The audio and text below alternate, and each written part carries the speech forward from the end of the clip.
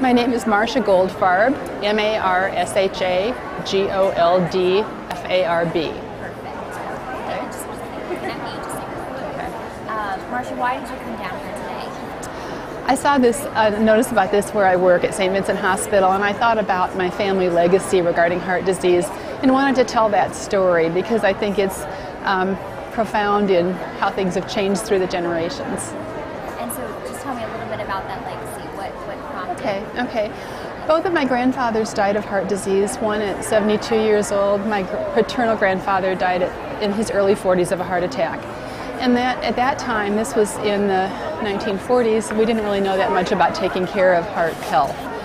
My own father had his first heart attack at the age of 47.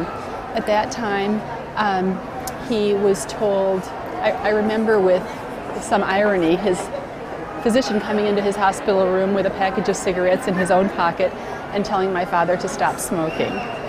At that time, both my parents stopped smoking, and none of us three children ever started, nor do our children smoke. My father had his second heart attack, actually a series of them, at the age of 57. He had open heart surgery at that time, and although he survived the surgery, he was not expected to live for the next 24 hours. He did survive that, and at that time we knew more about taking care of hearts. He was advised to start walking on a regular basis for aerobic exercises, and he and my mother began that. At the same time, I began to walk at least 2 miles a day and have continued that since then. We three children planned a big 70th birthday for his 70th birthday. He never expected to live that long, given his family history. On the day of his birthday party, instead of the party, he had bypass surgery again. And he lived until the age of 78, which was a surprise to him. He told us shortly before he died that he never was expected to live that long. In his later years, he learned about diet, and my mother changed their diet. So did I. I eliminated salt and used herbs, and I went to mostly a Mediterranean diet. He also became very active in the Heart Association, raising funds for it, and was nominated for National Heart Patient of the Year.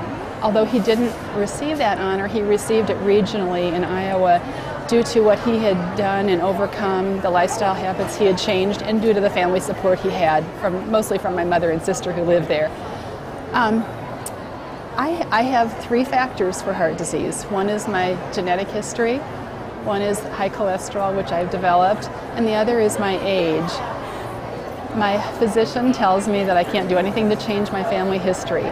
So I continue to work on exercise, a healthy diet, and I take a statin drug for high cholesterol. I can't do anything about that I'm getting older, and I don't want to do anything. I want to keep that going. I'm 59 years old, and I intend to keep my age progressing for a long time through my diet and through regular donations to the American Heart Association. I hope that by being a model of living in a healthful way and talking to my children, that this legacy will become a positive one for them despite the family history. So what do you want to tell other people who have, the risk factors they can't control and the risk factors they can control? What's your message? I think that's what it comes down to. There are things that you cannot control, but take control of what you can, because it really can make a difference. And I think my generation shows that. We have the advantage of research, we have the advantage of knowing about healthy lifestyles that generations before us didn't have, and I think that's going to keep us living longer and living more healthfully. So I take control of what you can and pursue that. I'm Marsha, and I go red for me and for the next generation.